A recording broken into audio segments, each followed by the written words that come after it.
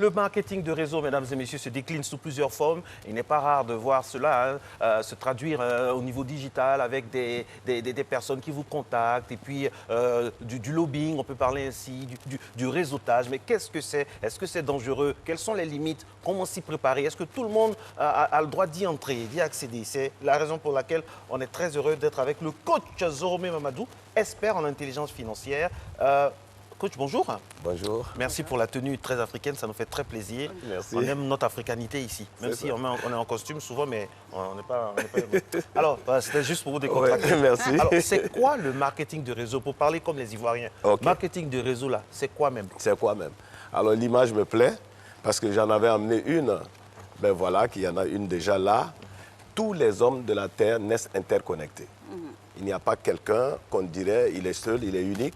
On est connecté à une mère, à un père, on est connecté à des frères, à une couleur, à une nation, et le monde entier aujourd'hui est interconnecté. On parle de ça dans le téléphone. Alors le marketing des réseaux, c'est une science. C'est une science qui naît depuis les origines. Qu'on soit chrétien ou musulman, on dit que bon, une femme a goûté, elle a proposé à son mari, ils ont proposé aux enfants. Donc le bouche à oreille, c'est le fondement du marketing de réseau. Marketing veut dire commerce. En réseau, c'est-à-dire, comme vous voyez, d'une manière interconnectée. Et tous les hommes de la Terre pratiquent le réseau. C'est une science qui s'impose à l'humanité. Qui veut être riche aujourd'hui, il faut passer par un réseau. Autrement, tout ce qu'on fait, c'est des activités solitaires. J'ai mon maquis, j'ai ma boîte de nuit, j'ai mon champ, c'est solitaire. Mais comment entrer dans la richesse? Parce que moi, je parle aujourd'hui des milliards. Je veux qu'on sorte des millions, nous, Africains. On parle aux États-Unis de 545 multimilliardaires en dollars. On en parle en Chine qui vient de s'ouvrir au capitalisme. Les Africains sont entrés encore quand ils ont 10 millions, 100 millions, ils disent on est riche. On ne peut pas compétir avec le monde. Alors le marketing des réseaux, science de bouche à oreille, est une science par laquelle des hommes essaient de commercialiser et de multiplier les ventes. Je vous donne un exemple très simple. Je vends des bonbons au carrefour de la vie.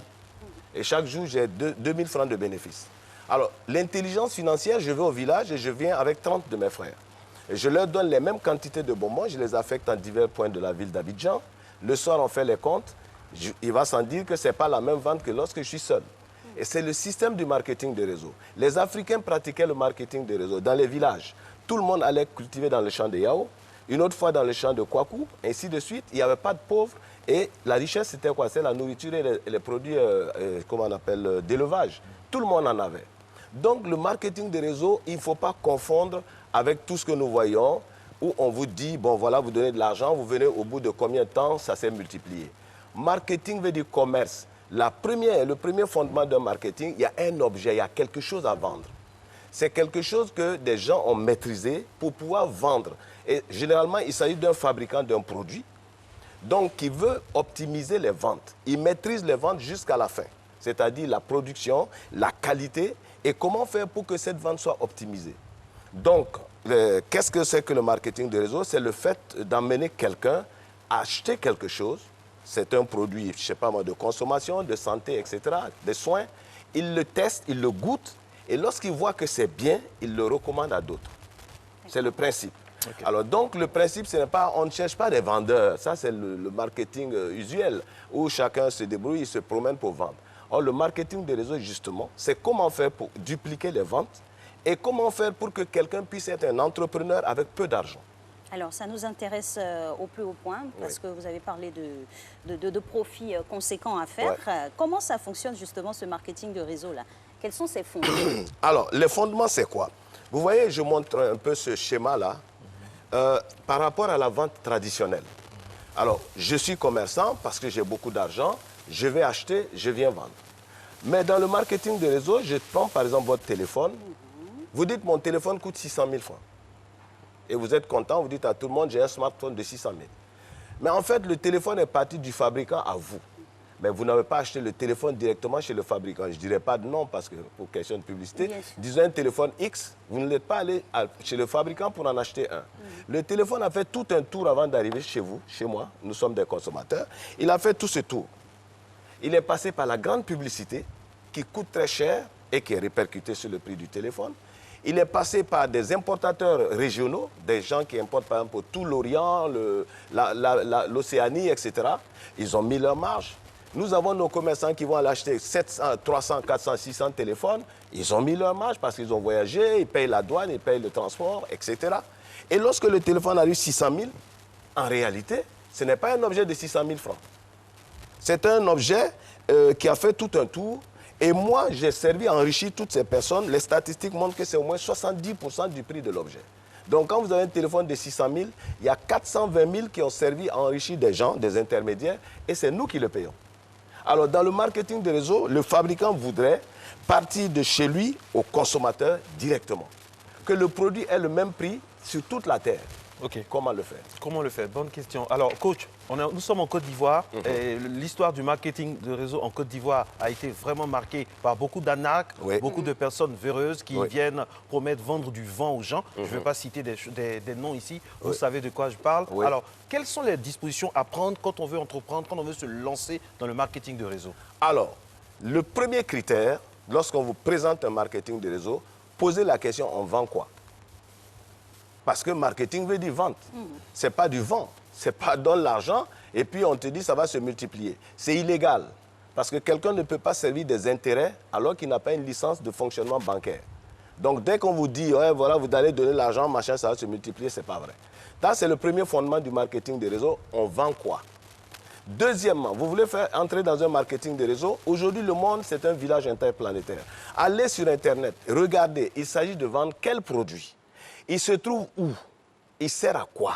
Ensuite, dans quel pays on trouve ces produits? Et allez aussi taper malhonnêteté concernant tel produit pour voir un peu. Oui, mais bien sûr, vous allez avoir tout ce qu'il faut. Et maintenant, vous-même, vous devez acheter le produit et voir est-ce que c'est bon pour moi. Lorsqu'on vous dit acheter une chaîne et que cette chaîne va vous multiplier vos chances, êtes-vous sûr que vous aurez beaucoup de gens qui vont croire comme vous qu'une chaîne multiplie chances et qu'ils l'achètent? Ah voilà, deuxième critère. Le troisième critère, quel est le système de rémunération? Est-ce que je connais des gens qui ont gagné de l'argent? Est-ce qu'il y a un témoignage? Parce qu'il ne suffit pas qu'on me dise ça gagne de l'argent pour que je me jette dedans. Il faut aller voir quel est leur critère. Troisième chose, depuis quand existe cette entreprise? Quand on vous présente un marketing de réseau, l'entreprise n'a pas au moins 30-40 ans, ce n'est pas la peine d'y entrer.